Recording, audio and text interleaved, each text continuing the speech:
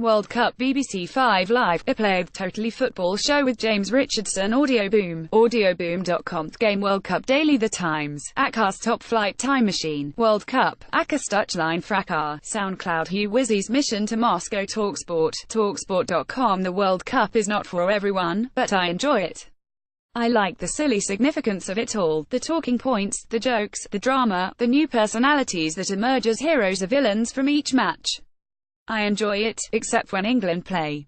And this is not because Jesse Lingard scuffs the ball, or Raheem Sterling does a lot of running around and not a lot of scoring. It's because of the commentary.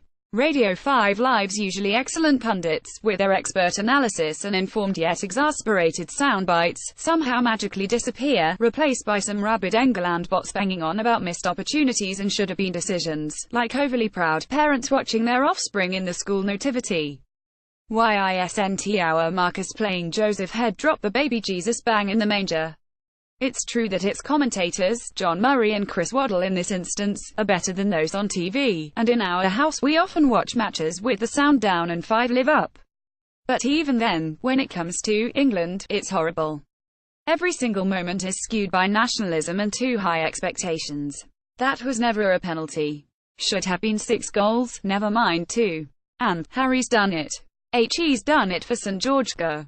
Utterly painful listening. Plus, why does everyone on the BBC insist on calling Dele Alli, when HES said that he doesn't want to use his surname as HES estranged from his parents? The name on his shirt is Dele, so what is the problem? Everyone manages to call Ronaldo. Still, other than during England games, 5 Live has been doing well. Kelly Cates has been a great host, working both afternoons and on 606, and Mark Chapman is as enjoyable a listen as ever. Robbie Savage slightly drives me mad, but HES only on for half an hour at 8:30 AM, and to be honest, driving people mad is Savage's USP. He has his mum on for her predictions, which I like. How are you, Mother? I'm fine, thank you, Poppet. How are you? I'm giving Portugal to win 4-0. A class act. James Richardson. Photograph, James Drew Turner for The Guardian. In search of non-BBC analysis and some more fun, I've tried a few football podcasts this week.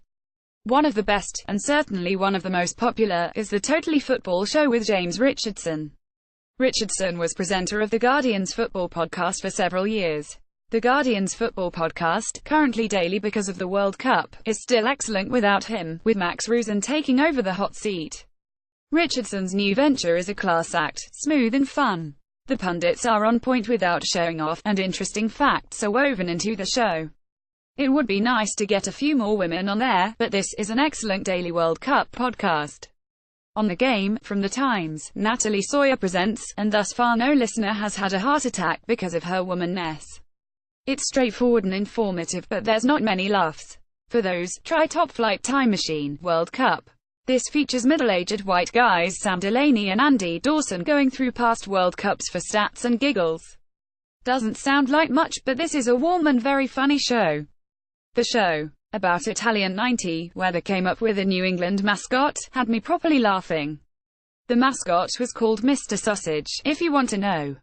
This podcast is like a post-football conversation with 2 witty friends. You never quite know where it's going, but it will definitely find the joke. Another upbeat pals conversation is Touchline Fracas. With much younger and mostly non-white presenters, the chat and analysis is so swift and funny you sometimes struggle to keep up. I love it. And then there's Mission to Moscow, which has YouTube star Hugh Wizzy reporting for TalkSport, a surprisingly sweet show. On the day of the England game, he just talked to fans before and after the match. Nice. 3 shows that have nothing to do with football. Radio 3 Breakfast, Into the Forsty player on every breakfast show last week, and in other programs on the network. Radio 3 was busy exploring the enchantment, escape and magical danger of forests. How lovely does that sound in the mornings? Petrock Trelawney broadcast live from 5 different forests across the UK, 1 in Northern Ireland, 1 in Scotland, 1 in Wales and 2 in England. There were slow radio moments that simply featured the sounds from the woodland, plus live performances from beneath the trees. No arguing politicians allowed. Gorgeous. A mile in my shoes. Akast empathy seems ever more essential in these troubled times, but did you know that there is an empathy museum established by philosopher Roman Schnarach in London in 2015? The museum created an art show called A Mile in My Shoes, which toured the world and has now been turned into a podcast by Ace production company Loftus Media. Best listen to while actually walking. These short pieces invite you into other people's experiences and lives. Listen to the tale of a woman working on a lifeboat on the Thames, of a man losing his mind in hospital and others. Zigzag Radiotopia, a show with the admirable aims of changing capitalism, journalism and the lives of women in tech. This new podcast from the Radiotopia stable showcases two creaky-voiced women who used to work at the WNYC Tech Show, Manoush Zomorodi, the presenter, and Jen Poyant, the producer. They're now starting their own company, and this podcast tells the tale.